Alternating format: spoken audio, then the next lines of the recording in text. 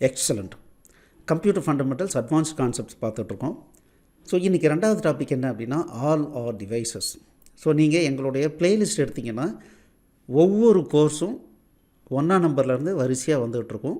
எங்களுடைய எல்லா கோர்ஸ் ப்ளேலிஸ்ட்டையும் இங்கே இந்த லிங்க்கில் கொடுத்துருக்கோம். இந்த லிங்க் பார்த்தீங்க அப்படின்னா கீழே டிஸ்கிரிப்ஷனில் இருக்குது. CKA Collective Knowledge Academy.collective.in/free courses இந்த வெப்சைட்டுக்கு போங்க. எங்களுடைய எல்லா யூடியூப்னுடைய கோர்ஸஸும் அங்கே இருக்குது. நீங்கள் வேணுங்கிற கோர்ஸை நீங்கள் செலக்ட் பண்ணி 1 by 1 பார்த்துட்டே வரலாம். ஓகே, இன்றைக்கி என்ன தெரிஞ்சிக்க போகிறோம் அப்படின்னா நம்மளுடைய வியூ, கம்ப்யூட்டரை பற்றி நம்ம எப்படி வியூ பண்ணுறோம் அப்படிங்கிறத காலப்போக்கில் நிறைய மாற்றங்கள் நடந்திருக்கு. இன்றைக்கி கம்ப்யூட்டரை ஒரு ஐடி இண்டஸ்ட்ரி எப்படி பார்க்குதுங்கிறது நம்ம ரொம்ப தெளிவாக புரிஞ்சுக்கணும். ஏன்னா அதை பேஸ் பண்ணி தான் எல்லாத்தையுமே டெவலப்மெண்ட் பண்ணிகிட்ருக்காங்க. ஸோ அதில் முக்கியமான ஒரு கான்செப்ட் என்ன அப்படின்னா ஆல் ஆர் டிவைசஸ். டிவைஸ் அப்படின்னு சொல்கிறாங்க. ஒரு காலத்தில் கம்ப்யூட்டர் அப்படிங்கிறது ஒரு மிகப்பெரிய வார்த்தையாக இருந்துச்சு. அந்த கம்ப்யூட்டரில் பார்த்திங்கன்னா மெயின் ஃப்ரேம் ஒரு கம்ப்யூட்டர் இருக்குங்க, அப்படியே பெரிய ரூம் சைஸுக்கு இருக்கும். மெமரியே பார்த்திங்கன்னா அது ஒரு தனி ரூமில் இருக்கும் அப்படின்லாம் பெருசாக சொல்லுவாங்க. அதுக்கப்புறம் பர்சனல் கம்ப்யூட்டர்ஸ் வந்தது, லேப்டாப்ஸ் வந்தது, டேப்லெட்ஸ் வந்தது, மொபைல் ஃபோன்ஸ் வந்துச்சு. இது எல்லாமே பார்த்திங்க அப்படின்னா கம்ப்யூட்டர் அண்டர் கம்ப்யூட்டரில் வருது.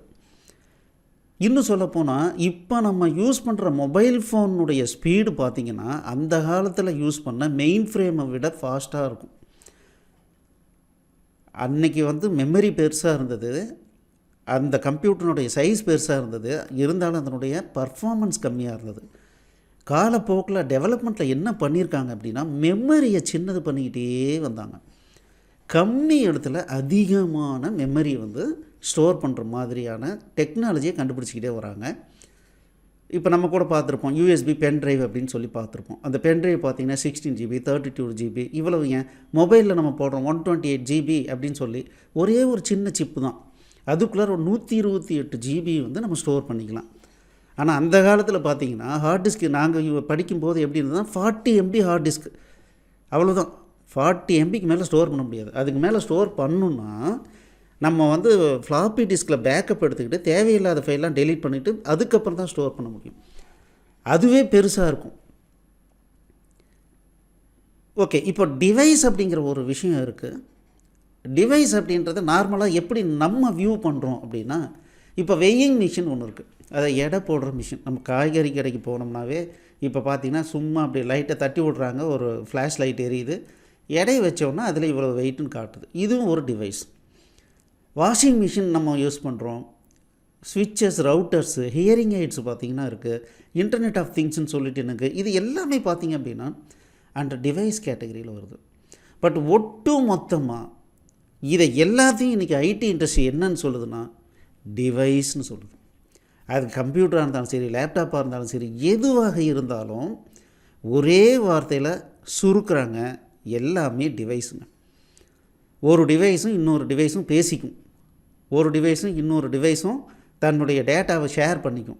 அது என்ன மாதிரியான டிவைஸ் வேணாலும் இருக்கலாம். அதாவது பவர் ஒவ்வொன்றுக்கும் வேரியாக இருக்கலாம். ஆனால் இன்றைக்கி இது கம்ப்யூட்ரு, இது அப்படின்லாம் பிரிக்கிறது இல்லை. ஆனால் இந்த டிவைஸ் அப்படிங்கிறத நம்ம 2 விதமாக நம்ம பார்க்கணும். நம்ம பார்த்த உடனே இது எந்த மாதிரியான டிவைஸ் அப்படிங்கிறத நம்ம பார்த்து புரிஞ்சிக்கணும். அதுக்கு நமக்கு இந்த விஷயம் தெரிஞ்சுக்கும். இந்த டிவைசஸ் பார்த்திங்க அப்படின்னா 2 விதமாக நம்ம பிரிக்கலாங்க. ஒன்று என்னென்னா ப்ரோக்ராம்டு டிவைஸ், இன்னொன்று ப்ரோக்ராமபிள் டிவைஸ்.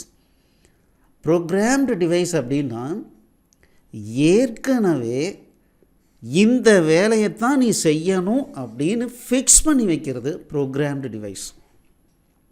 இப்போது இந்த நான் கேட்டகரியில் இருக்கிற எல்லாமே பார்த்திங்கன்னா, இப்போ ஒரு வெயிங் மிஷின் அப்படின்னா அது எப்போவுமே என்ன பண்ணுங்க, வெய் பண்ணுறது மட்டும்தான் பண்ணும். ஒரு வாஷிங் மிஷினில் வச்சுருக்காங்க அப்படின்னா அது என்ன பண்ணும், வாஷிங் பண்ணுறதுக்கு உண்டான வேலை மட்டும்தான் அதுக்கு பார்க்கும். இந்த மாதிரி இனிமேல் வரக்கூடிய மேஜர் எக்யூப்மெண்ட்ஸ் எல்லாமே கண்டிப்பாக ஒரு டிவைஸாக தான் உற்பத்தி ஆகும். அதாவது அதுக்குள்ளார பில்ட்டினாக ஒரு அறிவு இருக்கும், குறைஞ்சபட்சம் ஒரு அறிவாவது இருக்கும். அந்த அறிவு மற்ற கம்ப்யூட்டர் கூட, ஒரு மிகப்பெரிய கம்ப்யூட்டர் கூட கனெக்ஷன் பண்ணி ஆப்ரேட் பண்ணுற மாதிரி தான் இருக்கும். அதை தான் நம்ம என்னன்னு சொல்கிறோன்னா இன்டர்நெட் ஆஃப் திங்ஸ். இனிமேல் வரப்போகிறது எல்லாமே இன்டர்நெட் ஆஃப் திங்ஸ். அதாவது இன்டர்நெட்டோட கம்யூனிகேட் பண்ணக்கூடிய கேப்பபிலிட்டியோடு தான் இனிமேல் வரும். பட் இதெல்லாம் என்னவா கேட்டகரி பண்ணிக்கிறோம் அப்படின்னா ப்ரோக்ராம்டு டிவைஸ்.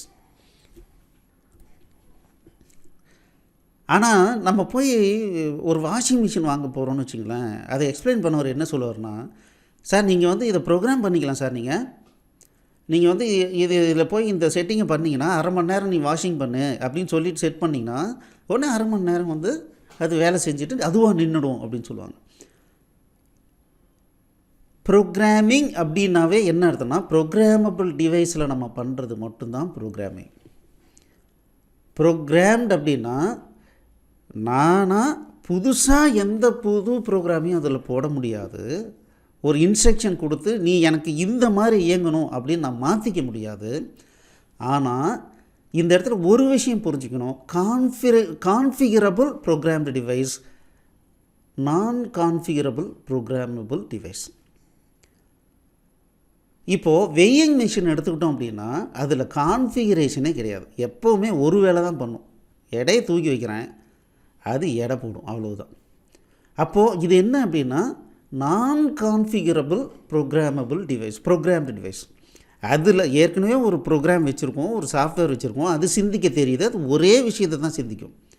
ஆனால் அதை மாற்றிக்கவே முடியாது. இந்த மாதிரி நிறைய இருக்கும். அதே மாதிரி பார்த்திங்கன்னா இன்றைக்கி ஒரு வாஷிங் மிஷின் எடுத்துக்கலாம், இண்டக்ஷன் ஸ்டவ் எடுத்துக்கலாம், ஓவன் எடுத்துக்கலாம். இதெல்லாம் பார்த்திங்கன்னா நான் டைமிங்கை மாற்றிக்கிறேன். இப்போ ஒரு டிவி இருக்குதுன்னு வச்சுக்கலாம், இன்றைக்கி இருக்கிற லேட்டஸ்ட்டு டிவி இருக்குது. இந்த லேட்டஸ்ட்டு டிவிலாம் பார்த்திங்க அப்படின்னா நமக்கு வேணுங்கிற மாதிரி சில செட்டிங்ஸ் எல்லாம் மாற்றிக்கலாம். அப்போ என்ன அப்படின்னா அது கான்ஃபிகரபிள் ப்ரோக்ராம்டு டிவைஸஸ். முன்னாலேயே நீ இந்த வேலையை தான் பண்ணணும், ஆனால் உனக்கு நான் சில செட்டிங் கொடுக்குறேன், அதுக்கு தகுந்த மாதிரி நீ பண்ணுறதுக்கும் உனக்கு நான் அறிவை கொடுக்குறேன்னு சொல்லி கொடுக்குறது, அது ப்ரோக்ராம்டு டிவைஸ். ப்ரோக்ராமபிள் டிவைஸ் அப்படிங்கிறது என்ன அப்படின்னா ஏற்கனவே அது 10 வேலை பண்ணுறதுக்கு தயாராக இருக்கும். ஆனால் 11ஆவதாக எனக்கு வேறு மாதிரி ஒரு வேலை பண்ணணும் அப்படின்னாலும் நான் அதுக்கு வந்து இன்ஸ்ட்ரக்ஷன் கொடுக்க முடிகிற மாதிரி இருந்ததுன்னா அது ப்ரோக்ராமபிள் டிவைஸ். ரொம்ப சிம்பிளாக நீங்கள் பார்த்தீங்கன்னா இன்றைக்கி ஆண்ட்ராய்டு மொபைல் யூஸ் பண்ணாதவங்களே கிடையாது. கொஞ்சம் எஜுகேஷன் அப்படின்னு இருக்கிறவங்க கண்டிப்பாக ஆண்ட்ராய்டு மொபைல் உபயோகப்படுத்துகிறோம். இந்த ஆண்ட்ராய்டு மொபைலில் ப்ளே ஸ்டோருக்கு போய் நமக்கு வேணுங்கிற சாஃப்ட்வேரை இன்ஸ்டால் பண்ணுறோம். ஒரு கேம் இன்ஸ்டால் பண்ணுறோம், இல்லை ஒரு யூடியூப் இன்ஸ்டால் பண்ணிக்கிறோம், பாட்டு கேட்குறதுக்கு இன்ஸ்டால் பண்ணுறோம். இதெல்லாம் என்னென்னா ஏற்கனவே அதில் நிறைய விஷயங்கள் இருக்குது. இருந்தாலும் என்னுடைய மொபைலுக்கு அதிகமான கெப்பாசிட்டி இருக்குது. அந்த கெப்பாசிட்டியை உபயோகப்படுத்தி எனக்கு தகுந்த மாதிரி வேறு வேலையை பண்ணுறதுக்கும் நான் என்ன பண்ணுறேன், ஒரு அப்ளிகேஷனை, ஒரு ப்ரோக்ராமை அதில் அடிஷ்னலாக இன்சர்ட் பண்ணிக்கிறேன். இதுக்கு ஒரு மிகப்பெரிய எக்ஸாம்பிள் என்ன அப்படின்னா ஆண்ட்ராய்டில் இருக்க ப்ளே ஸ்டோரில் இருக்கிற அப்ளிகேஷன்ஸ் தான். இது உங்களுக்கு ஈஸியாக புரியும். அப்போது இதெல்லாம் என்னன்னு சொல்கிறோம் அப்படின்னா ப்ரோக்ராமபிள் டிவைஸ் அப்படின்னு சொல்கிறோம். சார் எதுக்கு சார் இதெல்லாம் வந்து சாதாரணமான விஷயமாச்சே, இதை ஏன் நம்ம பெருசாக தெரிஞ்சுக்கிறோம்? இது வந்து கோர். இந்த கோர் தெரிஞ்சதுனா தான் நீங்கள் ஒரு டிவைஸை பார்க்கும்போதே அதை எப்படி ஹேண்டில் பண்ணுன்றது இம்மீடியட்டாக நமக்கு புரியும். அதனுடைய கெப்பாசிட்டி என்ன, அதை நம்ம என்ன பண்ண முடியும், அதுக்கு தகுந்த மாதிரி நான் அதை உபயோகப்படுத்திக்க முடியும், இல்லைன்னா அது கூட கம்யூனிகேஷன் பண்ண முடியும். அது கூட என்ன கெப்பாசிட்டி இருக்குதுன்னு தெரிஞ்சதுன்னா அது கூட கம்யூனிகேஷன் பண்ணுறது ஈஸியாக இருக்கும். சரி, ஓகே. இப்போது இந்த ப்ரோக்ராம்டு டிவைஸ் அப்படிங்கிறது என்ன அப்படின்னா அந்த குறிப்பிட்ட ஒரு டிவைஸை மேனுஃபேக்சர் பண்ணும்போதே ஏதோ ஒரு சாஃப்ட்வேர் கோடிங் போட்டு அதில் ஃபுல்லாக ரைட் பண்ணிடுறாங்க. அது அந்த வேலையை மட்டும் பண்ணும். ஆனால் ப்ரோக்ராமபிள் டிவைஸ் அப்படின்னு வந்துருச்சு அப்படின்னா நம்ம என்ன ப்ரோக்ராம் அடிஷ்னல்லாம் கொடுத்தாலும் அதை எடுத்துக்கிட்டு அதுக்கு தகுந்த மாதிரி வேலை செய்யணும். அப்படின்னா அதை உருவாக்குறதுக்கு ஒரு ஸ்பெஷல் ஆர்கிடெக்சர் தேவைப்படுது. அதனால தான் ஒரு வெய்யிங் மிஷின் ரொம்ப கம்மி காஸ்ட்லி கிடைக்குது, ஆனால் ஒரு கம்ப்யூட்டர் பயங்கரமான காஸ்ட்லியாக இருக்குது. ஏன் காஸ்ட்லியாக இருக்குது அப்படின்னா, ப்ரோக்ராமபிள் அப்படின்னாவே அதுக்கு ஒரு பேசிக்கலான ஸ்ட்ரக்சர் தேவைப்படுது. அந்த ஸ்ட்ரக்சரில் இருந்தால் மட்டும்தான் நம்ம அடிஷ்னலாக அடிஷ்னல் அப்ளிகேஷன்ஸை நான் ஆட் பண்ணிக்கிட்டே போக முடியும். அது என்ன ஆர்கிடெக்சர்னால், பயாஸ்னு ஒன்று அதில் இருக்கணும், ஆப்ரேட்டிங் சிஸ்டம்னு ஒன்று இருக்கணும். எல்லா ப்ரோக்ராமபிள் டிவைசஸ்லேயும் கண்டிப்பாக இந்த ரெண்டும் இல்லாமல் இருக்கவே இருக்காது. பயாஸ்னு ஒன்று இருக்கும், ஆப்ரேட்டிங் சிஸ்டம்னு ஒன்று இருக்கும். அப்போது இது என்ன அப்படின்றத நம்ம தெரிஞ்சுக்கணும். ஸோ முதல்ல நம்ம என்ன பண்ணுறோம், உலகத்தில் இருக்கிற எல்லாத்தையும் இப்போ இனிமேல் என்னவா பார்க்க போகிறோம், டிவைஸாக பார்க்க போகிறோம். அதை கம்ப்யூட்டர்லாம் பிரிக்க போகிறதில்ல. ஓகே, அந்த டிவைஸ் எப்பேற்பட்ட டிவைஸ்னால் முன்னாலேயே ப்ரீஃபிக்ஸ்டாக இது இந்த வேலை தான் பண்ணணும் அப்படின்னு சொல்லி பண்ணியிருக்காங்களா, இல்லை எனக்கு ஒரு புதுசாக ஒரு வேலையை பண்ணுற மாதிரி அடிஷ்னலாக நான் ஆட் பண்ணுற மாதிரி பண்ணியிருக்காங்களான்னு நம்ம பார்க்கணும். அதை ப்ரோக்ராம்டு டிவைஸ் அண்டு ப்ரோக்ராமபிள் டிவைஸ்னு பிரிக்கிறோம். இந்த ப்ரோக்ராமபிள் டிவைஸ்னு வந்துருச்சுனாவே அதில் 2 விஷயங்கள் கண்டிப்பாக தேவைப்படும், பயாஸ் அண்ட் ஆப்ரேட்டிங் சிஸ்டம். இது 2 கண்டிப்பாக இருந்துச்சுன்னா கண்டிப்பாக அந்த குறிப்பிட்ட டிவைஸில் நான் புது ப்ரோக்ராம் ஏற்றிக்க முடியும். சரி, இப்போ இதை கொஞ்சம் டீட்டெயில்டாக பார்க்கலாம். The tentative architecture of programmed device. கண்டிப்பாக ஒரு இந்த மாதிரி டிஜிட்டலாக ஒரு வேலையை பண்ணணும் அப்படின்னாவே அது ஏதோ ஒரு ஹார்ட்வேர் வேணும், அதுக்கு ஒரு சிப்பு வேணும். அந்த சிப்புக்குள்ளார நான் ஒரு சாஃப்ட்வேர் போட போகிறேன், அது எம்பெடட் சாஃப்ட்வேர். இவ்வளோ தான் சிம்பிள் ஆர்கிடெக்சர். இதை தான் என்ன பண்ணுது அப்படின்னா கம்பி விலையில் நமக்கு கொடுக்குறாங்க. இப்போ ஒரு வெய்யிங் மிஷின் நம்ம எடுத்துக்கிட்டோம் அப்படின்னா அதனுடைய பர்பஸ் என்ன அப்படின்னா, என்ன வெயிட்டை போடுறோமோ அந்த வெயிட்டுக்கு ஈக்குவலண்ட்டான எலக்ட்ரானிக் சிக்னலை ப்ரொடியூஸ் பண்ணுறதுக்கு ஒரு சிப் இருக்குங்க. ரொம்ப சிம்பிள். அதாவது கன்வர்ஷன் பண்ணுறதுக்கு இன்றைக்கி நிறைய சிப்பு உருவாக்கிட்டாங்க. வெயிட்டை எலக்ட்ரானிக் சிக்னலாக கன்வெர்ட் பண்ணிக்க முடியும். ஒரு மியூசிக்கல் இன்ஸ்ட்ருமெண்ட்டில் மியூசிக் ப்ளே பண்ணுறாங்கன்னு வச்சுங்களேன், அதை எலக்ட்ரானிக் சிக்னலாக கன்வெர்ட் பண்ணுறதுக்கு ஒரு சிப் இருக்குது. ஒரு ஹீட் இருக்குதுன்னு வச்சுங்களேன், அந்த ஹீட்டை எலக்ட்ரானிக் சிக்னலாக கன்வெர்ட் பண்ணுறதுக்கு ஒரு சிப் இருக்குது.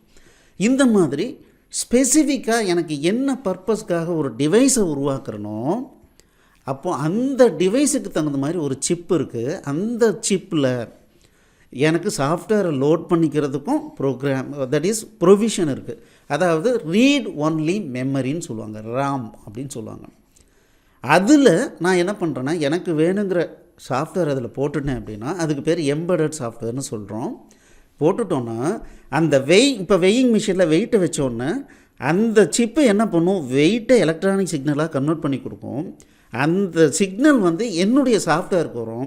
அந்த சாஃப்ட்வேரில் நான் சில விஷயங்களை அனலைஸ் பண்ணி எவ்வளவு வெயிட்டுன்னு டிஸ்பிளேவில் கொண்டு டிஸ்பிளே பண்ணிடுறேன். ரொம்ப சிம்பிள். இந்த மாதிரி ஏகப்பட்ட டிவைஸஸ், சிம்பிள் டிவைஸஸ் இருக்குது. இந்த மாதிரி டிவைஸ் உருவாக்கும் போது அது காஸ்ட்டு கம்மியாக நமக்கு வரும். இதில் 2 விஷயங்கள் தெரிஞ்சுக்கிறோம். சிப் அப்படின்றா என்னன்னு நம்ம தெரிஞ்சுக்கிறோம். சிப் அப்படிங்கிறது எல்லாமே கம்ப்யூட்டர் சிப்புன்ற அர்த்தம் கிடையாது. ஒரு குறிப்பிட்ட சின்ன வேலையை செய்கிறது கூட ஒரு சிப்பு தான். சரிங்களா? அதில் நான் ஒரு சாஃப்ட்வேர் எழுதுகிறேன், எம்பெடட் சாஃப்ட்வேர்னு சொல்கிறேன். இன்னும் சிம்பிளாக ஃபர்ம்வேர் அப்படின்னு சொல்லுவேன். அதாவது ஒன்ஸ் நான் போட்டுட்டேன் அப்படின்னா அதுக்கப்புறம் அது மாற்றவே மாட்டோம். அப்படிங்கிறதுனால அதுக்கு பேர் என்ன, ஃபர்ம்வேர் அப்படிங்கிற வார்த்தையும் நம்ம யூஸ் பண்ணுவோம். இது என்னது, ப்ரோக்ராம்டு டிவைசஸ் எல்லாமே இந்த மாதிரி சிம்பிள் ஆர்கிடெக்சரில் இருக்கும். சரி, ப்ரோக்ராமபிள் டிவைஸ் அப்படின்னா அதே மாதிரி தான் இந்த ஹார்ட்வேர் இருக்குது. இந்த ஹார்ட்வேர் பார்த்திங்க அப்படின்னா இதனுடைய கெப்பாசிட்டி, அதாவது இதனுடைய சிப்பினுடைய கெப்பாசிட்டி, ஆர்கிடெக்சர் பார்த்திங்கன்னா ரொம்ப இன்டெலிஜெண்ட்டாக டெவலப் பண்ணியிருக்காங்க. அந்த ஒரு சிப்பு பலவிதமான சிப்போட கம்யூனிகேஷன் பண்ணுற மாதிரியான கேப்பபிலிட்டியாக உருவாக்கியிருக்காங்க. நல்லா புரிஞ்சுக்கங்க. ப்ரோக்ராமபிள் அப்படின்னாவே ஏதோ ஒரு விஷயம் நான் ஆட்டோமேஷன் பண்ணுறேன்னா எனக்கு சில இன்புட் தேவைப்படுது, அதை பேஸ் பண்ணி எனக்கு அவுட்புட் தேவைப்படுது. ப்ரோக்ராமபிள் டிவைஸில் மேக்ஸிமம் பார்த்தீங்கன்னா பலவிதமான வழியில் நான் இன்புட் கொடுப்பேன், பலவிதமாக நான் அவுட்புட் கேட்பேன். ஒரு மொபைல் எடுத்துக்கலாமே, நான் வந்து டச்சு ஸ்க்ரீனில் இன்புட் கொடுக்குறேன், சென்சாரில் வந்து இன்புட் கொடுக்குறேன், என்னுடைய கேமரா மூலமாக நான் என் ஃபேஸை காட்டி இன்புட் கொடுக்குறேன். இந்த மாதிரி இன்புட் பல விதமாக இருக்குது. அவுட்புட் பார்த்திங்கன்னா வாய்ஸாக எனக்கு வருது, டிஸ்பிளேவாக மாறுது, வைப்ரேஷனாக வருது. அப்போ அவுட்புட் என்ன ஆகுது, டிஃப்ரெண்ட்டாக வருது. இந்த ஒவ்வொரு வேலையை பண்ணுறதுக்கும் பார்த்திங்க அப்படின்னா தனித்தனி சிப் இருக்கும். அப்போது ஒவ்வொரு ப்ரோக்ராமபிள் டிவைஸ்லேயும் பார்த்திங்கன்னா ஒரு மெயின் சிப் இருக்கும். அந்த சிப்பினுடைய கெப்பாசிட்டி என்ன அப்படின்னா, இந்த மாதிரி பலவிதமான சிப்போட கம்யூனிகேஷன் பண்ணுற கேப்பபிலிட்டி, அதுதான் அந்த டிவைஸை ப்ரோக்ராமபிளாக மாற்றுது. அப்போது அந்த மெயின் ஒரு ஆள் இருக்கார், அவர் தான் மேனேஜர். அந்த மெயின் சிப்பை வந்து மற்ற எல்லாத்தையும் கண்ட்ரோல் பண்ணுவார். அதுக்குள்ளார ஒரு சாஃப்ட்வேரை போடுறோம். இதுவும் ஒரு எம்பெடட் சாஃப்ட்வேர்னு நீங்கள் வச்சுக்கலாம், ஒரு ஃபர்ம்வேர்னு வச்சுக்கலாம். ஆனால் இந்த இடத்துல அதுக்கு ஒரு ஸ்பெஷல் பேர் கொடுக்குறோம், BIOS, basic input output system. இந்த பயாஸ் அதாவது இன்புட் அவுட்புட் சிஸ்டம்னா என்ன, இந்த சிப்போட இன்னும் பல சிப்பு கம்யூனிகேட் பண்ண போகுது. அது ஒரு வேளை இன்புட்டுக்காக இருக்கலாம், இல்லை அவுட்புட்டுக்காக இருக்கலாம். அப்போது இதை எல்லாத்தையும் கோஆர்டினேட் பண்ணுறதுனால அதுக்குண்டான நாலேஜை நான் என்ன பண்ணுறேன், அந்த ஹார்ட்வேருக்கு கொடுக்குறேன். இதை தான் நம்ம என்னென்னு சொல்கிறோம், பயாஸ்ன்னு சொல்கிறோம். ஒரு ப்ரோக்ராம்டு டிவைஸில் நம்ம ரைட் பண்ணிட்டோம்னாவே எம்பெடட் சாஃப்ட்வேர்னு சொல்கிறோம். அதே விஷயத்தை ப்ரோக்ராமபிள் டிவைஸுக்கு வரும்போது அதை நம்ம என்னென்னு சொல்கிறோம், பயாஸ்ன்னு சொல்கிறோம். நீங்கள் ஒரு கம்ப்யூட்டரை ஆன் பண்ண உடனே பார்த்தீங்கன்னா டெக்ஸ்ட் மோடில் எதையாவது ஒரு டிஸ்பிளே பண்ணிவிட்டு அதுக்கப்புறம் கொஞ்சம் நேரம் ப்ரிப்பரேஷன்லாம் நடந்து அதுக்கப்புறம் தான் விண்டோஸோ இல்லை லைனக்ஸோ அதனுடைய ஃப்ரண்ட் எண்டு டிஃப்ரெண்ட்டாக டிஸ்பிளே ஆகும். அந்த எடுத்த ஒன்றா வர்றது பார்த்திங்க அப்படின்னா அந்த பயாஸ் மெசேஜ், அதை பேஸ் பண்ணி தான் நம்ம அது எல்லாம் தயாராகிடுச்சுன்னா தான் அடுத்த ஸ்டேஜ் என்ன ஆகும், அது ஆப்ரேட்டிங் சிஸ்டத்துக்கு போகும்.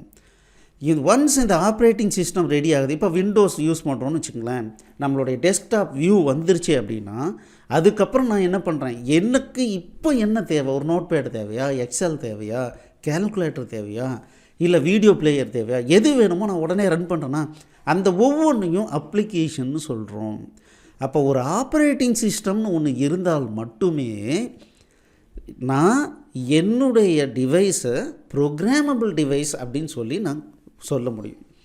இப்போ பார்த்திங்க அப்படின்னா ஒரு மொபைல் எடுத்துட்டோம்னா ஆண்ட்ராய்டுன்னு சொல்கிறோம். என்னடா ஆண்ட்ராய்டு அப்படின்னா, ஆண்ட்ராய்டு அப்படிங்கிறது ஒரு ஆப்ரேட்டிங் சிஸ்டம். ஓகே, ஆப்பிளில் பார்த்தீங்கன்னா மேக் ஓஎஸ்ன்னு சொல்லுவோம், அது ஒரு ஆப்ரேட்டிங் சிஸ்டம்.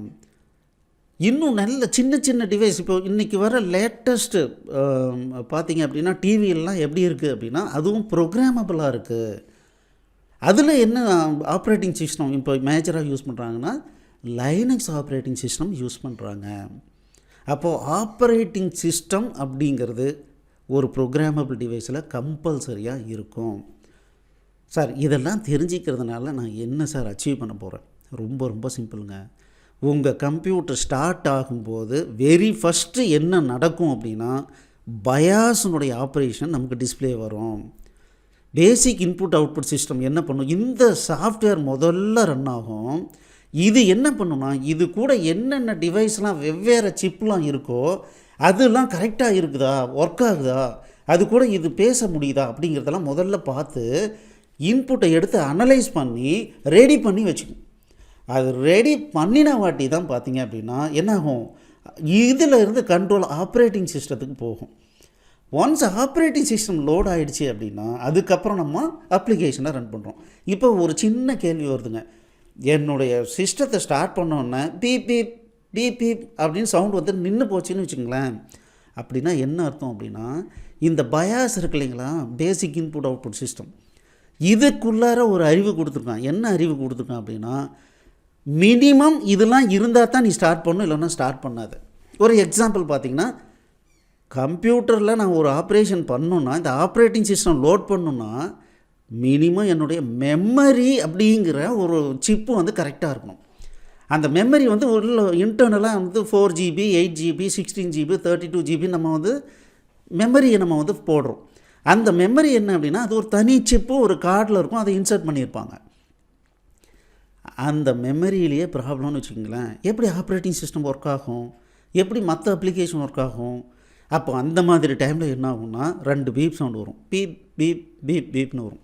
வந்துட்டு நின்றுச்சுன்னா என்ன அர்த்தம் அப்படின்னா பேசிக்கலான ஹார்ட்வேரு ஏதோ லூஸாக இருக்குது, இல்லை கெட்டு போச்சுன்னு அர்த்தம். பயாஸ்லாம் லோட் ஆகிடுச்சிங்க. பயாஸுக்கு அடுத்து ஆப்ரேட்டிங் சிஸ்டம் லோட் ஆகுது அப்படிங்கும்போது நமக்கு ஒரு வேரியேஷன் காட்டுவோம். ஒவ்வொரு சிஸ்டத்துலேயும் லைனக்ஸ் ஸ்டார்ட் ஆகுது, மைக்ரோசாஃப்ட் விண்டோஸ் ஸ்டார்ட் ஆகுது அப்படின்னு மெசேஜ் வந்துட்டு கொஞ்சம் நேரம் கழித்து நின்று போச்சுன்னு வச்சுக்கோங்களேன். அப்போ என்ன அர்த்தம், என்னுடைய மிஷினுடைய எல்லா சிப்செட்டும் இன்புட் அவுட்புட் டிவைஸும் கரெக்டாக வேலை செய்யுது, ஆனால் ஆப்ரேட்டிங் சிஸ்டத்தில் ஏதோ கரப்ட் ஆகிருக்கு, இல்லை என்னுடைய ஹார்ட் டிஸ்கில் வந்து ஏதோ கரப்ட் ஆகிருக்கும், ஒரு குறிப்பிட்ட இடத்துல போய் ரீட் பண்ணும்போது ரீட் பண்ண முடியாமல் இருக்கும். அப்போ என்ன ஆகும், ஆப்ரேட்டிங் சிஸ்டமே ஸ்டார்ட் ஆகாது. ஆப்ரேட்டிங் சிஸ்டம்லாம் ஸ்டார்ட் ஆகுது சார், நான் 2 அப்ளிகேஷன் ஸ்டார்ட் பண்ணுறேன், அதெல்லாம் ஒர்க் ஆகுது, 3வது அப்ளிகேஷன் மட்டும் ஒர்க் ஆகலை அப்படின்னா என்ன அர்த்தம், அந்த அப்ளிகேஷனில் எரர் இருக்கலாம், அந்த அப்ளிகேஷன் இன்ஸ்டால் பண்ண ஹார்ட் டிஸ்க் பிளேஸில் எரர் இருக்கலாம். அப்போது ப்ரோக்ராமபிள் டிவைஸ் அப்படின்னாவே நீங்கள் அதை பார்த்த உடனே ஸ்டார்ட் பண்ணுறீங்க. நான் பவரே கொடுக்கல. பார்த்திங்கன்னா நான் வந்து ஆரம்ப காலத்தில் வந்து கம்ப்யூட்டர் வந்தப்போ மக்களுக்கு சொல்லிக் கொடுக்கும்போது பார்த்திங்கன்னா, சார் கம்ப்யூட்டரில் ஒன்றுமே வரல அப்படிம்பாங்க. எல்லாம் 10 நிமிஷம் இங்கே அங்கே என்னென்னவோ செக் பண்ணுவோம். கடைசீட்டில் பார்த்தா மெயின் பவரே ஆன் பண்ணியிருக்க மாட்டாங்க. மெயின் பவர் ஆன் பண்ணால் தானே பயாஸ் ஸ்டார்ட் ஆகும், பயாஸ் ஸ்டார்ட் ஆனால் தானே ஆப்ரேட்டிங் சிஸ்டம் ஸ்டார்ட் ஆகும், ஆப்ரேட்டிங் சிஸ்டம் ஸ்டார்ட் ஆனால் தானே வேலை பண்ண முடியும். ஆனால் அதையே பண்ணியிருக்க மாட்டோம். பேசிக்கலான ஒரு ப்ராப்ளம். அப்போது இதை தெரிஞ்சுக்கிட்டதுனால இப்போ நம்ம என்ன சார் தெரிஞ்சுக்கிறோம் அப்படின்னா, கம்ப்யூட்டர் அல்லது ஒரு டிவைஸ் அப்படின்னா, இப்போ நீங்கள் பார்த்தீங்கன்னா காய்கடையில் போய் நீங்கள் வந்து காய் வாங்க போகும்போது அதுக்கு முன்னால் ஆஃப் பண்ணி வச்சுருந்தாங்கன்னு வச்சுக்கலாம். இப்போ நமக்காக ஆன் பண்ணும்போது பார்த்திங்கன்னா ஒரு ஃபியூ செகண்ட்ஸ் டைம் எடுத்துக்கும் அந்த டிவைஸ் ரெடியாகி டிஸ்பிளேயில் வர்றதுக்கு.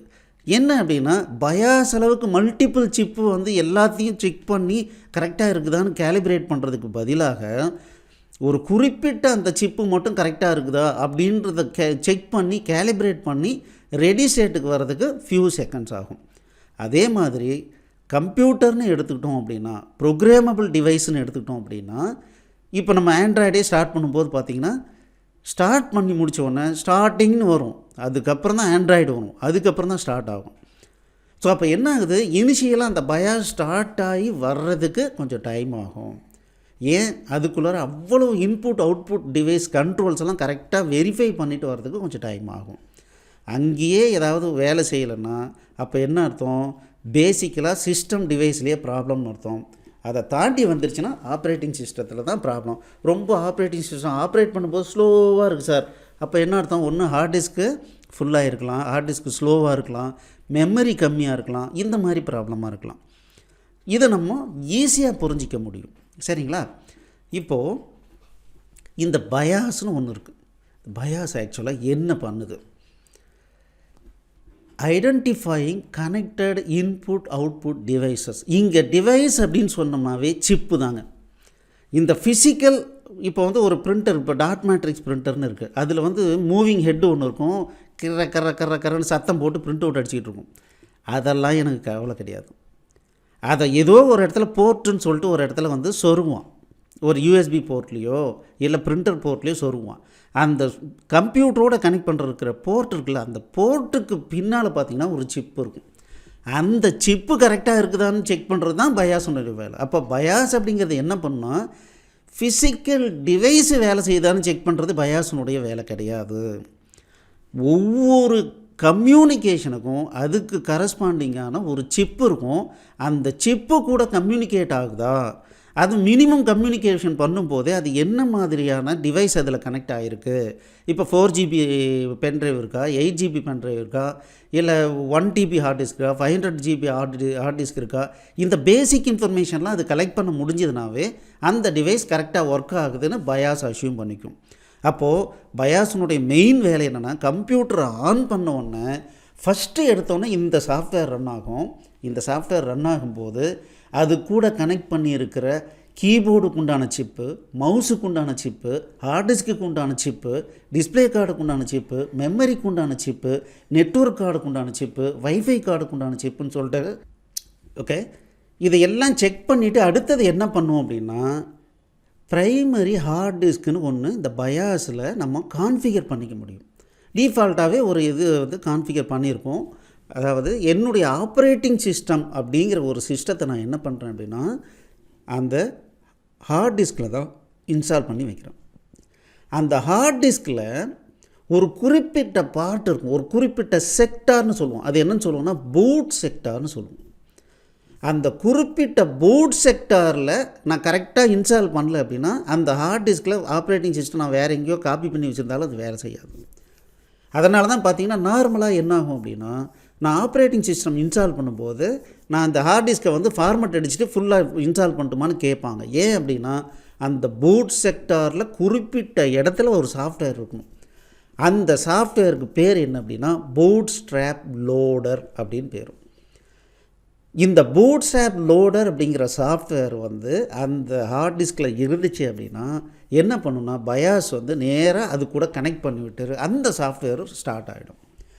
ஆனால் என்ன ஆகும்னா, இப்போ நான் வந்து புதுசாக ஒரு கம்ப்யூட்டர் வாங்குகிறேன், இது வரைக்கும் ஆப்ரேட்டிங் சிஸ்டமே இன்ஸ்டால் பண்ணல. அப்போ என்ன ஆகும்னா, பயாஸ் எல்லாத்தையும் வெரிஃபை பண்ணிவிட்டு கடைசீட்டில் வந்து இன்வேலிட் பூட் டிஸ்க் அப்படின்னு சொல்லிட்டு மெசேஜ் வந்துட்டு நிற்கும். அப்படின்னா என்ன அர்த்தம், ஒன்று என் ஹார்ட் டிஸ்க்கு ஃபெயிலியர் ஆகிருக்கு, இல்லை புது ஹார்ட் டிஸ்கில் இன்னும் ஆப்ரேட்டிங் சிஸ்டம் இன்ஸ்டால் பண்ணலன்னு அர்த்தம்.